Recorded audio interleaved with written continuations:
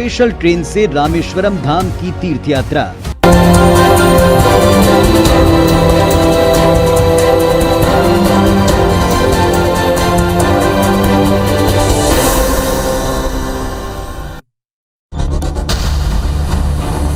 पहला बदलाव, साय की जगह साव।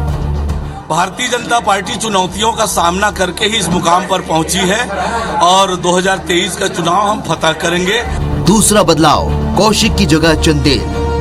जो कांग्रेस की सरकार है, श्री भूपेश बघेल जी के नेतृत्व में जो चल रही है, उसको उखाड़ करके फेंकना और आने वाले 2023 के चुनाव में छत्तीसगढ़ में शान से कमल खिलाना, यह हमारी पहली प्राथमिकता है। बीते 10 दिन के भीतर छत्तीसगढ़ बीजेपी में 2 बड़े बदलाव हुए। पहले विष्णुदेव साय की जगह बिलासपुर सांसद अरुण साव को नया प्रदेश अध्यक्ष बनाया गया, तो अब धर्मलाल कौशिक को पार्टी ने रिप्लेस करते हुए नारायण चंदेल को नेता प्रतिपक्ष की जिम्मेदारी सौंपी है। नई जिम्मेदारी मिलते ही नारायण चंदेल ने कांग्रेस सरकार की नीति और नियत पर सवाल उठाते हुए 2023 में जीत के लिए हुंकार भरी। अरुण साव और नारायण चंदेल दोनों ही चेहरे ओबीसी वर्ग से आते हैं, यानी 2023 की तैयारी में जुटी बीजेपी ने सत्ता की चाबी हासिल करने के लिए ओबीसी समीकरण पर दांव खेला है।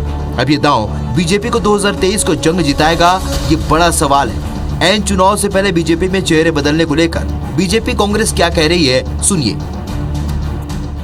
भाई नारायण चंदेल जी के नेतृत्व में विधानसभा के अंदर हम सब लोग काम करेंगे और ये पृष्ठभूमि हम 2023 की रख रहे हैं कि भ्रष्टाचारी सरकार को निकाल करके फेंकना है और 2023 में भाजपा की सरकार बनानी है। पहले प्रदेश अध्यक्ष भारतीय जनता पार्टी का बदला, फिर नेता प्रतिपक्ष बदला। चेहरा बदलने से कुछ नहीं होगा। 15 साल सरकार में रहने के बाद जिस ढंग से कार्यकर्ताओं की उपेक्षा की है, इसीलिए भारतीय जनता पार्टी रसातल पर जा रही है, ये नीचे जा रही है। जाहिर है प्रदेश की बड़ी आबादी ओबीसी वर्ग की है। पिछले विधानसभा चुनाव में इस वर्ग ने कांग्रेस पर भरोसा जताया था। इस बार बीजेपी ने मिशन 2023 में अपनी जीत पक्की करने के लिए जाति का चक्रव्यूह रचा है। चुनाव में अभी 1 साल का वक्त बचा है। ऐसे में सबसे बड़ा सवाल यही है कि क्या 2018 में 14 सीटों पर सिमटी बीजेपी की ये कोशिश रंग लाएगी? क्या इस बार ओबीसी के सहारे वो सत्ता की चाबी हासिल कर पाएगी? राजेश मिश्रा, IBC 24, रायपुर। पूरे छत्तीसगढ़ की अगर बात की जाए तो तकरीबन 52% ओबीसी हैं और 2018 में यही ओबीसी ने कांग्रेस का बहुत बड़ा साथ दिया था और इसी के बाद कांग्रेस की भारी बहुमत के साथ सरकार बनी थी। अब इसी ओबीसी को साधने के लिए, चूंकि चाहे नेता प्रतिपक्ष हो चाहे प्रदेश अध्यक्ष हो, भारतीय जनता पार्टी ने ओबीसी समुदाय से दोनों को रखा है। लेकिन अब इस पर सवाल भी उठ रहे हैं। कांग्रेस सवाल यह उठा रही है कि भारतीय जनता पार्टी आदिवासियों को इग्नोर कर रही है। इनकी भी संख्या बहुत बड़े स्तर पर है। तकरीबन पूरे छत्तीसगढ़ में 30% आबादी इनकी है। यही वजह है कि कांग्रेस यह कहते हुए भारतीय जनता पार्टी को इस पूरे मुद्दे पर घेरने की कोशिश कर रही है कि भारतीय जनता पार्टी बस्तर, दुर्ग और साथ ही साथ सरगुजा के संभाग को कोई नेतृत्व नहीं दे रही है।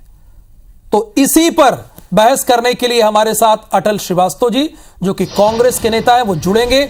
उनसे भी सवाल होगा। और डॉक्टर कृष्णमूर्ति बांधी जी, ये भारतीय जनता पार्टी के विधायक हैं, आपका बहुत स्वागत है। क्या 2023 मिशन फतेह करने के लिए आपने ओबीसी चेहरों पर दांव खेला है, कृष्णमूर्ति जी?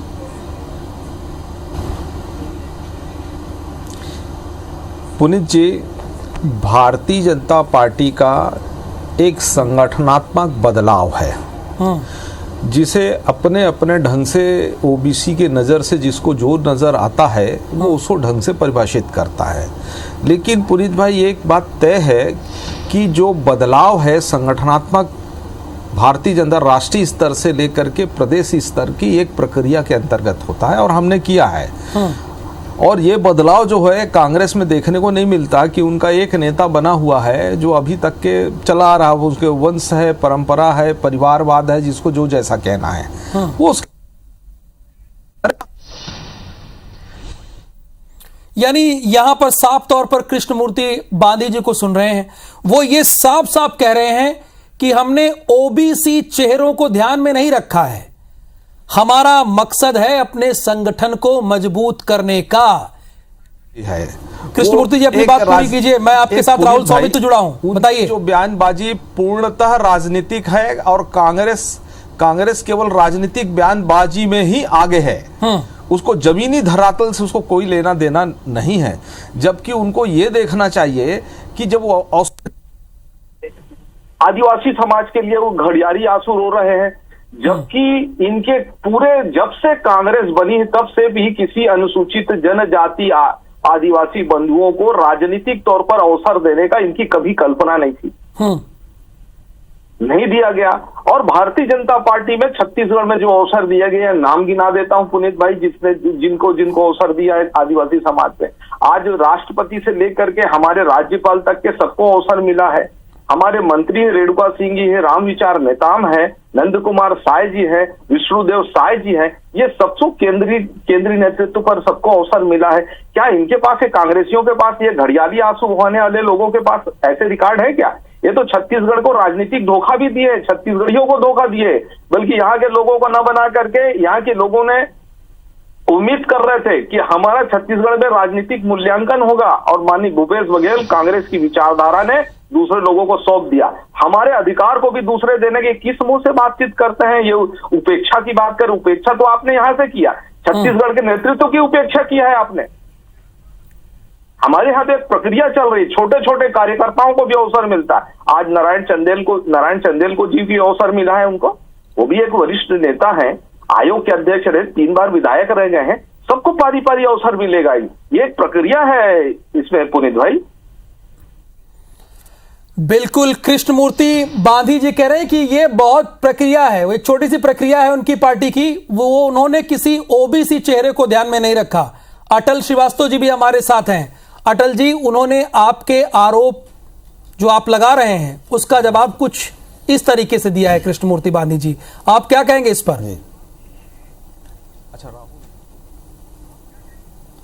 देखिए, भारतीय जनता पार्टी का अध्यक्ष बनना, उनका नेता प्रतिपक्ष बनना उनका एक आंतरिक मामला है। चूंकि राजनीति है, राजनीतिक पार्टी के लोग हैं, इसलिए हर चीज़ का विश्लेषण होता है। तो जिस तरीके से अरुण साहू जी को प्रदेश अध्यक्ष बनाया गया, और वो पहली बार के सांसद हैं, इसके पहले कोई जनप्रतिनिधि नहीं रहे हैं, तो वो ठीक है, उनकी बात है। दूसरा, धर्मलाल कौशिक जी जो कि प्रदेश अध्यक्ष रह चुके हैं, नेता प्रतिपक्ष रह चुके हैं, विधानसभा के अध्यक्ष रह चुके हैं, एक बहुत वरिष्ठ और बहुत अनुभवी नेता है, बहुत बेबाक बोलने वाले नेता हैं। तो भारतीय जनता पार्टी किन कारणों से ऐसा कर रही है, ये उनकी राजनीति का हिस्सा हो सकता है। पर जहाँ तक हमारी कांग्रेस पार्टी की बात, हमें इसमें कोई परेशानी नहीं है। कांग्रेस ने तो छत्तीसगढ़ बनने के बाद से ही शुरू से ओबीसी को प्रदेश अध्यक्ष बनाया, चाहे वो रामानुजलाल यादव हो, चाहे डॉक्टर चरणदास महंत हो, चाहे धनेन्द्र साहू जी हों, चाहे स्वर्गीय नंद कुमार पटेल हैं, चाहे भूपेश बघेल जी प्रदेश अध्यक्ष बने थे। तो ये कांग्रेस की अपनी राजनीति का हिस्सा है। और मुझे नहीं समझता कि इससे Bharatiya Janata party trial and error करने की कोशिश कर रही है। 3.5 साल में उन्हें कोई मुद्दा नहीं मिला, तो अब ये मुद्दे को चेंज करके मैदानी इलाकों से बनाने की कोशिश में, कुछ वोट बैंक को इधर से उधर करने की कोशिश में है। पर मुझे लगता नहीं है कि छत्तीसगढ़ का किसान, छत्तीसगढ़ का आदिवासी, छत्तीसगढ़ के बेरोजगार, छत्तीसगढ़ के छात्र कहीं इधर से उधर होंगे, क्योंकि सरकार में एक विश्वास पैदा हुआ है कि भूपेश है तो भरोसा है। इस सरकार पे लोगों का भरोसा बढ़ा है और एक छत्तीसगढ़ियापन का एहसास हुआ है। अटल जी, ये मैदानी इलाकों में आपके कहने का क्या मतलब है? क्या भारतीय जनता पार्टी मैदानी इलाकों में ही फोकस कर रही है? देखिए, इसके पहले उनकी जो राष्ट्रीय प्रभारी यहाँ आई थी, महासचिव, उन्होंने कांकेर में, कोंडागांव में जाकर कुछ सम्मेलन किया आदिवासियों के बीच में। वहाँ उन्हें लगा कि सफलता नहीं मिल रही है। बस्तर के आदिवासी कांग्रेस के साथ दिख रहे हैं, उनकी बहुत सारी मांगें बस्तर के आदिवासियों की, उनकी ज़मीनें वापस हुई, उनको 65 वनोपज की कीमत मिल रही है, उनकी आर्थिक स्थिति सुदृढ़ हुई है। तो वहाँ जब दाल नहीं गली और सरगुजा में भी उनको लग रहा है कि कांग्रेस की स्थिति मजबूत है, तो अब ये मैदानी इलाकों की तरफ आने की कोशिश में है। मैदानी इलाकों में वैसे भी कांग्रेस को, जिससे बिलासपुर संभाग की, बिलासपुर जिले की ही बात करें तो बिलासपुर जिले में कांग्रेस को नुकसान हुआ था, क्योंकि कांग्रेस का एक धड़ा जोगी कांग्रेस बनने के कारण हम मस्तूरी हारे, हम बिल्हा हारे, हम कोटा हारे, तो ये हम लोरमी हारे, हम मुंगेली हारे, हम जांजगीर की दोनों सीटें हारे, वहाँ पर बसपा जीत गई। तो कहीं ना कहीं कांग्रेस को जोगी कांग्रेस के लड़ने से नुकसान हुआ था, पर अब जोगी कांग्रेस का अस्तित्व तो लगभग खत्म है। तो मुझे लगता है कि इस बार मैदानी इलाकों में कांग्रेस ज़्यादा मजबूती के साथ उभरेगी, क्योंकि सबसे ज़्यादा अगर किसान न्याय योजना का फायदा हुआ है, चूँकि सब सिंचित क्षेत्र है, हमारा जांजगीर जिला पूरा सिंचित है, बिलासपुर सिंचित क्षेत्र, कि वहाँ के किसानों की आर्थिक स्थिति सुदृढ़ हुई है। आज किसानों को ये भरोसा है कि ये सरकार रहेगी तो किसान मजबूत और आर्थिक रूप से बिल्कुल। डॉक्टर कृष्णमूर्ति बांदी जी, आप कुछ सिलेक्टेड इलाकों पर फोकस कर रहे हैं, बस्तर, सरगुजा, दुर्ग को आप नजरअंदाज कर रहे हैं, ये कांग्रेस का कहना है। राहुल भाई, कांग्रेस की अपनी एक राजनीतिक सोच है। हमारी माननीय प्रभारी मंत्री हैं डी पुंदेश्वरी, एक महिला होने के नाते भी छत्तीसगढ़ में हमारी जिस तरीके से मेहनत कर रही, ग्रामीण अंचलों में जा रही है, शहरी अंचलों में आ रही है, सभी दृष्टि से वो राजनीतिक प्रयास कर रही है, संगठन को मजबूत करने के एक महिला होने के नाते भी प्रयास कर, ये अद्भुत प्रयास है उनके। और निश्चित तौर पर उनके प्रयासों से कार्यकर्ताओं में भी सोच हो रहा है कि एक राष्ट्रीय स्तर की जो हमारी महिला है डी पुंदेश्वरी जी, प्रभारी मंत्री, वो इतना मेहनत कर सकती तो हम कितना नहीं कर सकते। लेकिन कांग्रेस उसको दूसरे ढंग से देख रही है। कांग्रेस तो क्या है, अब तो सड़ चुकी है, एक सड़ांत पार्टी है, उसमें कभी बदलाव देखने को नहीं मिलेगा। जो बदलाव हम लोग देखते हैं, संगठनात्मक बदलाव करते हैं, कभी कांग्रेस उस बदलाव की ओर नहीं जा पाता। इसलिए तो इनका, राहुल भाई, इनके विषय में ही इसकी विचारधारा पूरे देश में सिमट करके रह गई है। अब कहीं गिने चुने राज्यों में ही इनके एक है। अब इनके जिससे नरवा घुरवा से अब ये नहीं चलने वाला है। प्रदेश, गांव के लोग भी समझ रहे हैं, शहर के लोग भी समझ रहे हैं, ग्रामीण डेवलपमेंट के लिए इनके पास कोई भी ऐसा प्रभावशील ग्राम पंचायतों को अधोसंरचना निर्माण के लिए कोई इसके पास बजट हो तो बता देंगे मुझे कि कितना बजट दे रहे हैं, किस किस मद से बजट दे रहे हैं करके, ताकि ग्राम पंचायत का डेवलपमेंट होगा। और ये रही बातचीत, ये जनाधार की बातचीत करते हैं। आज जनाधार में निश्चित तौर पर हम 14 थे, हम कहीं कमी थी, लेकिन आज हम अपने जनाधार के लिए हाथ जोड़ करके जनता से बात कर रहे हैं, और जनता भी समझ रही है कहीं न कहीं भूल चूक हुई है। अब इन लोगों को, जो 14 लोग हैं, हमें चूक हुआ है, हमने जनता से भी माफ़ी मांगा। लेकिन एक बात तय है कि अब कांग्रेस की योजनाएं, कांग्रेस के काम करने का तरीका केवल कागजी रह गया है, ये केवल सतही रह गया, धरातल जमीन में नहीं दिख रहा। अटल जी एक सुलझे हुए व्यक्ति हैं, बहुत अच्छे आदमी हैं, वो बहुत ही सहज ढंग से बोल रहे हैं, लेकिन मैंने एक देखा है कि एक कांग्रेस की नजरिया बहुत डिफरेंस है, वो मैच नहीं कर पा रही है, विचारधाराओं से मैच नहीं कर पा रही है, इसलिए सिमट गई है वो। ठीक है अटल जी, आप भले कह रहे हैं कि ये बीजेपी का आंतरिक मामला हो, लेकिन आपके नेता तो लगातार बयानबाजी इस पर कर रहे हैं। वो कह रहे हैं कि कुछ इलाकों पर ध्यान नहीं दिया गया, वो इतना ध्यान रख रहे हैं कि आदिवासियों को नजरअंदाज किया गया। ये सारे बयान आप ही के पार्टी के हैं। हाँ जी, देखिए, मैंने कहा कि इनका आंतरिक मामला है, राहुल जी अध्यक्ष बनाए, किसको नेता प्रतिपक्ष बनाए, पर चूंकि राजनीति है इसलिए इसमें बोलना तो पड़ेगा। और मैं कहूँगा, जैसे पुरेंद्री जी, आदरणीय श्रीमती पुरेंद्री जी की बात कर रहे थे, आखिर उनको बोलना पड़ेगा, मानना पड़ेगा कि कांग्रेस की स्कूल से निकली हुई, कांग्रेस के तालीम से पास हुई, या जो भाजपा में जरूर है तो मेहनत तो करेंगी, क्योंकि उनको तालीम मिली हुई है मेहनत करने की, इसलिए वो मेहनत करके भारतीय जनता पार्टी को चार्ज करने की कोशिश कर रही हैं। मैं केवल एक ही चीज़ कहना चाहता हूँ कि छत्तीसगढ़ बढ़ने की जो अवधारणा थी 2000 में जब छत्तीसगढ़ बना, तो छत्तीसगढ़, हमारे पुरखों ने एक कल्पना की थी कि हमारा छत्तीसगढ़ कैसा होगा। छत्तीसगढ़ धान का कटोरा है, छत्तीसगढ़ में अन्नदाता किसान बहुत पिछड़े हुए हैं, और इन 15 सालों में भारतीय जनता पार्टी ने कुछ नहीं किया। और जब से भूपेश बघेल जी की सरकार आई है, उनका पूरा फोकस छत्तीसगढ़ के गांव, छत्तीसगढ़ के किसान है। इसलिए मैं कहता हूं कि आज गांव में रहने वाले आदमी को ये भरोसा है कि ये सरकार रहेगी तो गांव का विकास होगा, किसान समृद्ध होंगे, आदिवासियों को उनका उचित मूल्य मिलेगा, हमारे बेरोजगारों को रोजगार मिलेगा, छात्रों को अच्छी शिक्षा मिलेगी। तो हमारे 36 घोषणा पत्र के जो घोषणाएं थी उसमें से 28 लागू हो चुकी हैं। अभी 1.5 साल का समय बचा है। भारतीय जनता पार्टी को कुछ नहीं सूझ रहा है, तो ये चेंज और बदलाव करके अपने आप को हाईलाइट में लाने की कोशिश कर रही है, पर इससे कोई फर्क नहीं होगा। कांग्रेस को अपने 36 वचनों पर यकीन है, और साथ ही कांग्रेस ये कह रही है कि बीजेपी को जब कुछ सूझ नहीं रहा है तो वो बस चेहरे बदल रही है। तो हम बहस कर रहे हैं ओबीसी चेहरों पर दांव, क्या जिताएगा चुनाव। डॉक्टर कृष्णमूर्ति बांधी जी, अटल श्रीवास्तव जी कह रहे हैं कि उनको अपने 36 वचनों पर यकीन है, चूंकि उन्होंने उसमें से लगभग 26 वचन पूरे कर दिए हैं। चेहरे बदलने से कुछ नहीं होगा, वो कह रहे हैं, कोई फर्क नहीं पड़ने वाला है उनको। राहुल भाई, बात तो सही है कि अगर देखा जाए तो जो अटल जी कह रहे हैं कि कांग्रेस तो एक बहुत बड़ी पुरानी पार्टी है और देश की बहुत बड़ी पार्टी है, लेकिन आज तक के 2019 से लेकर अब तक के अपनी केवल चुनाव की प्रक्रिया राष्ट्रीय अध्यक्ष बदलने में असमर्थ है। अब जिसका पायलट नहीं उसका उड़ान क्या है, आज देश भर में तो सिमट के रह गई है।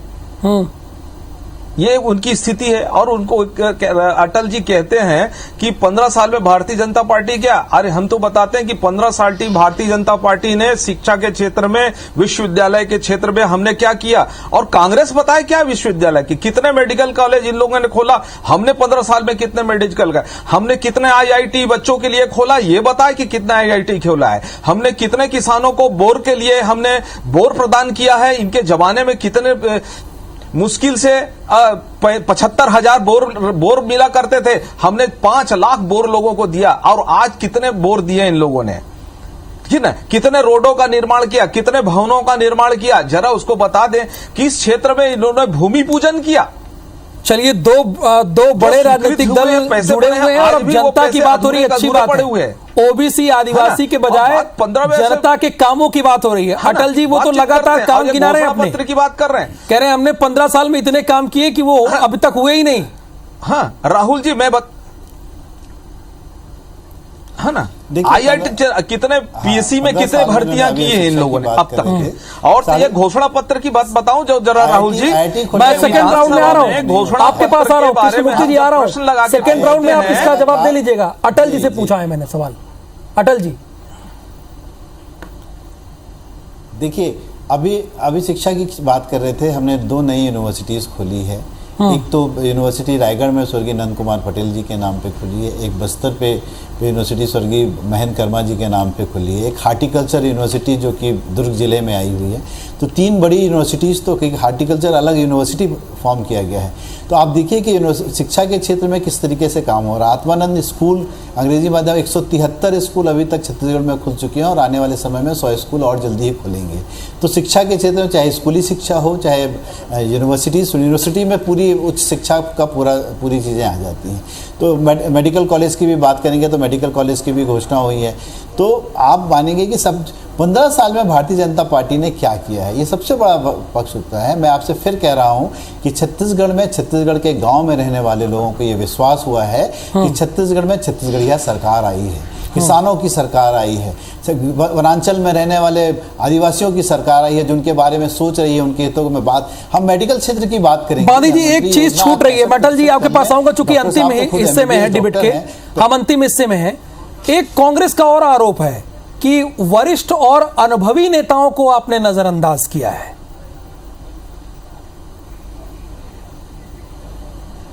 देखिए, भारतीय जनता पार्टी हमेशा संस्कारों की पार्टी है और पार्टी सबके समूह से सामूहिक निर्णय से चलते हैं और पार्टी जिसको जिम्मेदार समझते हैं उनको अवसर देते हैं। इसमें वरिष्ठता करने एक अवसर की बात है जिसको सामूहिक रूप से लोग निर्णय करते हैं। निश्चित तौर पर हमारे वरिष्ठ हैं, बृजमोहन जी भी है और भी बहुत सारे लोग, अजय जी भी है, चरिर है, शिवरतन जी भी है, डॉक्टर रमन सिंह जी भी है, बहुत सारे वरिष्ठ हैं। लेकिन बात अवसरों का है। पार्टी ने जिसे अवसर दे देता है, निश्चित तौर पर हम सब लोग मिलकर के, यानी सामूहिक निर्णय और अवसर के आधार पर भारतीय जनता पार्टी फैसला लेती है। लेकिन बड़ा सवाल यही है कि क्या ओबीसी का जो ये दांव है उन्हें चुनाव जिताएगा, ये तो जनता पर ही छोड़ते हैं। बहुत धन्यवाद आप दोनों का जुड़ने के लिए, अटल जी और डॉक्टर कृष्णमूर्ति बांधी जी।